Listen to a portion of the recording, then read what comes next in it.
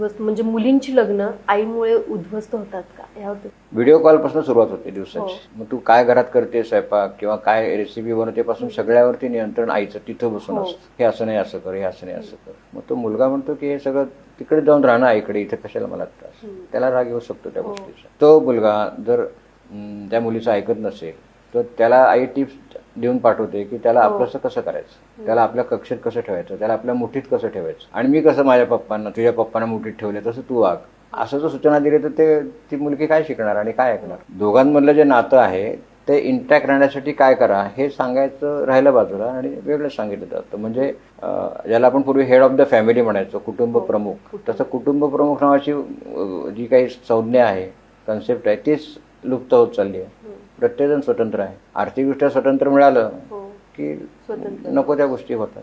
आता एखादी वस्तू घरात घ्यायची मोठी, समजा होम थिएटर घ्यायचं आहे फॉर एक्झाम्पल, तर सगळ्यांनी मिळून विचार करून खरंच गरजेचं आहे का, कुठल्या कंपनीचं घेऊ, किती खर्च येणार आहे, त्याचा EMI भरायला लागणार आहे का, त्याचा आपण किती वेळा वापर करणार आहोत, या सगळ्याचा विचार एकत्रित बसून केला आणि मग ती वस्तू आणली तर त्याचा आनंद घेता येईल.